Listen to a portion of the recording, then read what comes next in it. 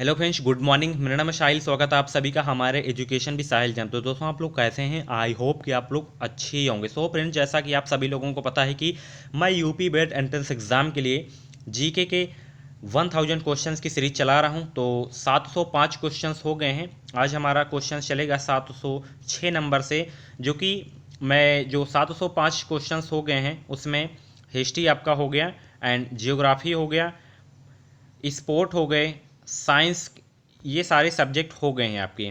जो कि आपका प्रेजेंट टाइम पे पॉलिटी चल रहा है। तो पॉलिटी के 3 पार्ट अपलोड कर दिया हूँ। अगर आप लोग उन वीडियोस को नहीं देखे हैं तो आप लोग प्लेलिस्ट में जाके लूसेंट के निचोड़ में आप लोग उन सारी वीडियोज को देख सकते हैं। जो कि आज भी हमारा पॉलिटी का होगा, जो कि इसमें हम 30 क्वेश्चन ही केवल डिस्कस करेंगे, क्योंकि ये लास्ट पार्ट है। बाकी जो पार्ट थे उसमें 50-50 क्वेश्चंस थे, यानी कि 50-50 क्वेश्चंस हर पार्ट में क्वेश्चंस थे। तो आज पॉलिटी का लास्ट पार्ट है, तो ध्यान से आप लोग इस पार्ट को देखिए। जितने भी मैं आप लोगों का क्वेश्चंस करवा रहा हूँ, बहुत ही इंपॉर्टेंट क्वेश्चंस है। एक तरह से हम इसे लूसेंट का निचोड़ बोल सकते हैं, क्योंकि जो आपकी लूसेंट ऑब्जेक्टिव और सब्जेक्टिव बुक आती है, उस बुक से मैंने अपने हाथ से नोट्स बनाया हूँ। जो जो क्वेश्चंस आपके एग्जाम में रिपीट होते हैं या पूछे जाने की संभावना रहती है, उन्हीं क्वेश्चंस को इसमें मैंने शामिल किया है। तो आप लोग अच्छे से वीडियोज को देखें। आपको करना क्या है कि जितने भी मैं क्वेश्चंस करवा रहा हूँ, आप लोग अपनी कॉपी में अच्छे से नोट करें और रिवीजन करना स्टार्ट कर दें। अगर आप लोग कोई भी बुक पढ़ चुके हैं, जैसे कि लूसेंट ही पढ़ चुके हैं, अरिहंत की कई सारी बुक्स आती हैं, अगर आप लोग कोई जीके जीएस की बुक्स पढ़ चुके हैं, तो आप लोगों के लिए ये रामबाण साबित हो सकता है। क्योंकि आप लोगों को पता नहीं होता, जैसे आप लोग फर्स्ट टाइम प्रिपरेशन कर रहे हैं, तो आप लोगों को पता नहीं होता कि किस तरह के क्वेश्चन एग्जाम में पूछे जाते हैं, पुटअप किए जाते हैं।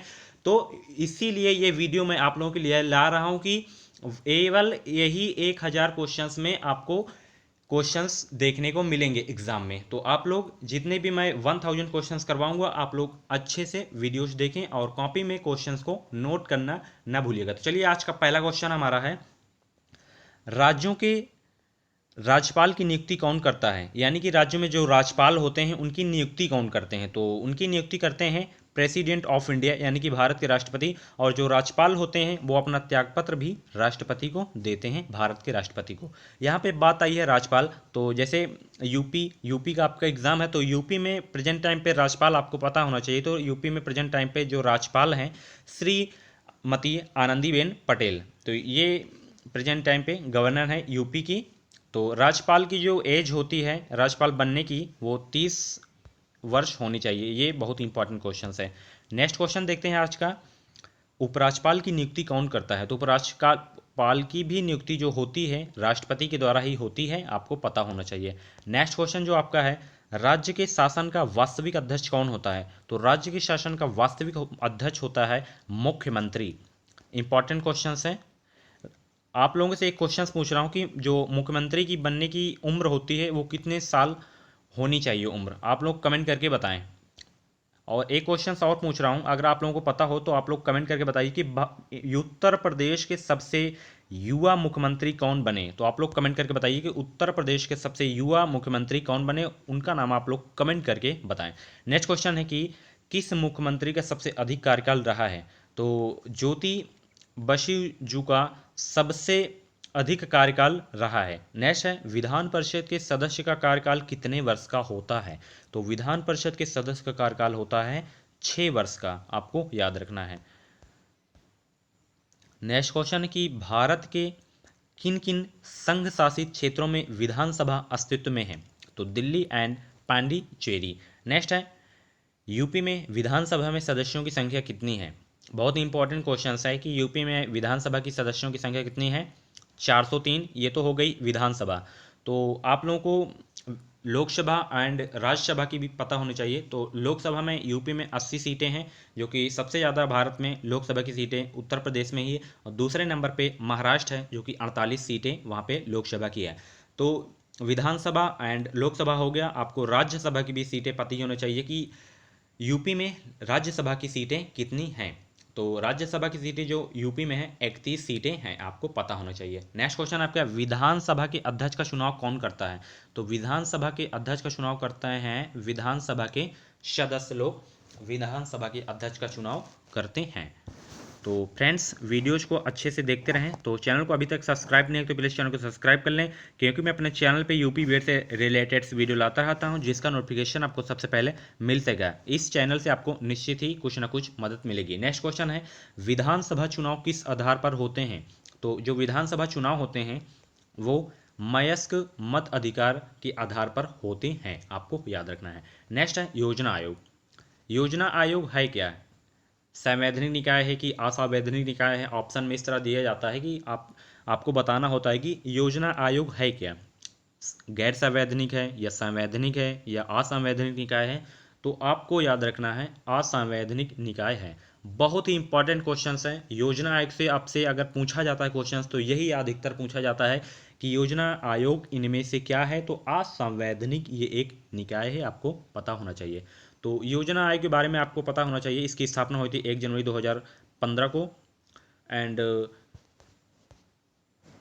जो इसके अध्यक्ष होते हैं प्रधानमंत्री इसके अध्यक्ष होते हैं। नेक्स्ट क्वेश्चन देखते हैं, राष्ट्रीय विकास परिषद का अध्यक्ष कौन होता है? तो देखिए राष्ट्रीय विकास परिषद के अध्यक्ष होते हैं प्रधानमंत्री भारत के होते हैं। इसे एनडीसी भी बोला जाता है शॉर्टकट में। नेक्स्ट क्वेश्चन है कि राष्ट्रीय विकास परिषद का मुख्य संबंध होता है? तो इसका जो मुख्य संबंध होता है पंचवर्षीय योजनाओं को अनुमोदन से इसका संबंध होता है। नेक्स्ट है कि वित्त आयोग क्या है? तो एक ये पंचवर्षीय निकाय है वित्त आयोग। वित्त आयोग की स्थापना राष्ट्रपति के द्वारा की गई थी। नेक्स्ट है सिविल सेवा के प्रतियोगिता प्रथम देश। तो देखिए सिविल सेवा जो एग्ज़ाम होते हैं सबसे पहले चीन देश में हुआ था, तो आपको याद रखना है। नेक्स्ट है यूपीएससी के अध्यक्ष की नियुक्ति और त्यागपत्र कौन करते हैं? तो राष्ट्रपति भारत के करते हैं यूपीएससी के अध्यक्ष की नियुक्ति और त्यागपत्र दोनों।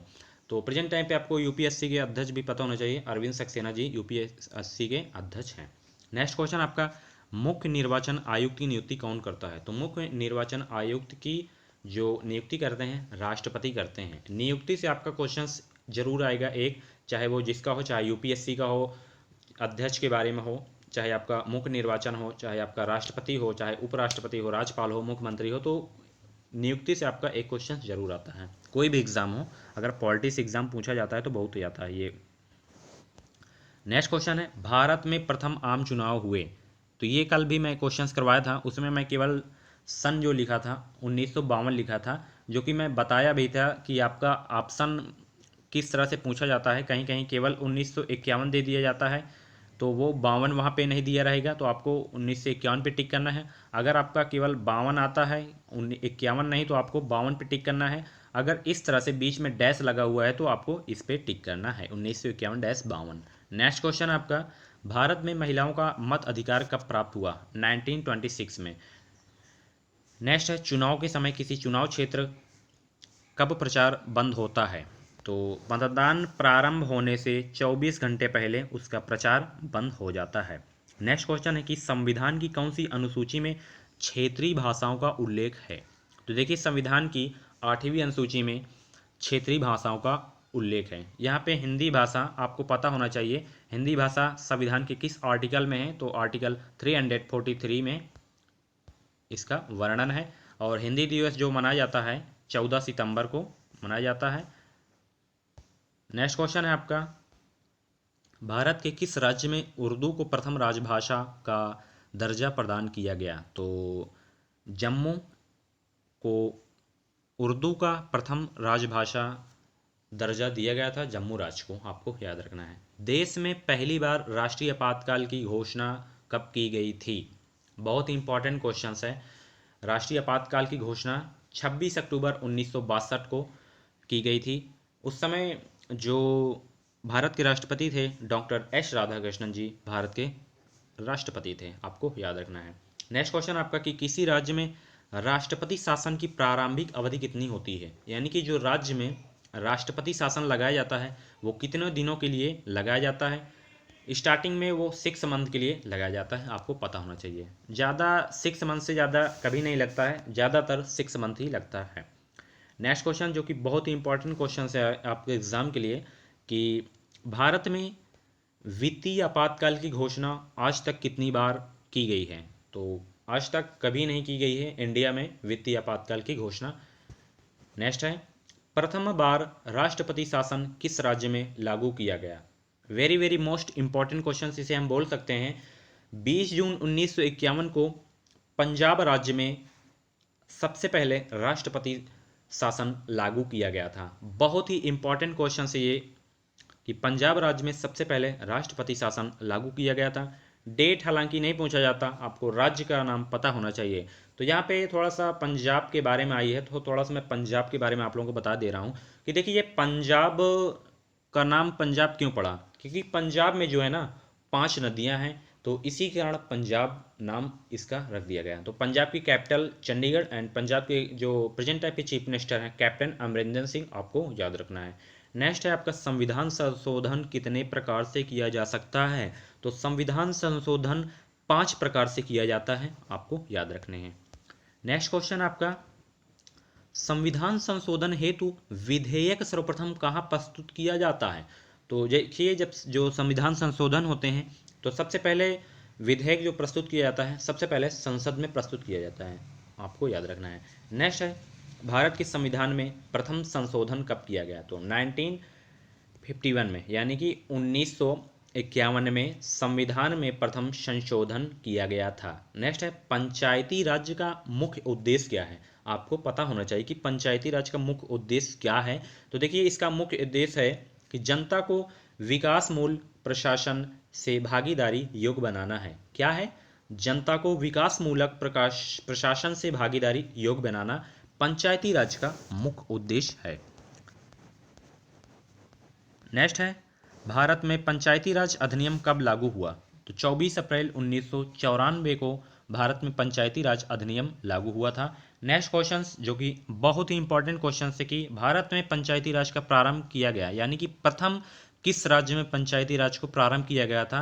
तो 2 अक्टूबर 1959 ईस्वी में राजस्थान के नागौर जिले में। कभी कभी आपको राज्य नहीं दिया रहता है, कभी कभी नागौर दे देगा, यानी कि एरिया वाइज के नाम, जैसे कि नगर के नाम दे देगा तो जिले का नाम दे देगा, तो उसमें कभी कभी दे दिया जाता है। कभी कभी राजस्थान आपको ऑप्शन में दिया रहेगा। अगर नागौर देता है तो नागौर में आपको टिक करना है, अगर नागौर राजस्थान दोनों दिया रहता है तो उसमें जैसे मिलेगा आपको, जैसे यहाँ पे हम नागौर लिख दिए और कामा राजस्थान, तो इसमें आपको टिक कर देना है। तो राजस्थान के नागौर जिले में सबसे पहले पंचायती राज का प्रारंभ किया गया था। दूसरा राज्य है आंध्र प्रदेश। बहुत इंपॉर्टेंट क्वेश्चन है। नेक्स्ट क्वेश्चन जो कि ये भी बहुत इंपॉर्टेंट क्वेश्चन है कि भारत में सबसे पहला नगर निगम कहाँ स्थापित हुआ? तो चेन्नई में सबसे पहला भारत का नगर निगम स्थापित हुआ था। बहुत इंपॉर्टेंट क्वेश्चन हैं। तो ये थे पॉलिटी के टॉप 30 क्वेश्चंस। तो आज से पॉलिटी के क्वेश्चंस ख़त्म हो गए हैं। करीब 200 क्वेश्चंस मैंने पॉलिटी के करवाए हैं। अगर आप लोग जितने भी क्वेश्चंस मैं करवाए हैं उन सारे क्वेश्चंस को आप लोग अच्छे से रिवीजन करके याद कर लेते हैं तो आपको इसी में से क्वेश्चंस देखने को 100% मिलेगा।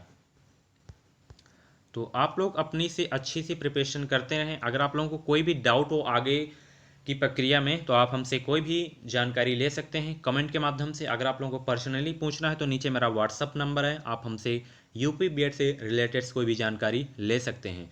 तो ऐसी ही और वीडियोज पाने के लिए आप हमारे चैनल को सब्सक्राइब करें और बगल में घंटी वाली बटन को जरूर प्रेस कर दिया करिए, ताकि जब भी यूपी बीएड की तरफ से कोई भी अपडेट्स आती है, एग्ज़ाम की अपडेट आती है, कोई भी अपडेट आती है, उसकी जानकारी आपको सबसे पहले मेरे चैनल के माध्यम से आपको मिल सकेगी।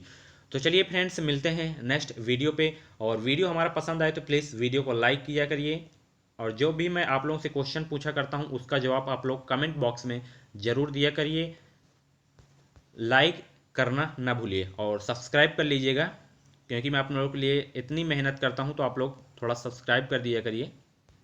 तो चलिए फ्रेंड्स, मिलते हैं नेक्स्ट वीडियो पे, तब तक थैंक्स फॉर वॉचिंग। जय हिंद, वंदे मातरम।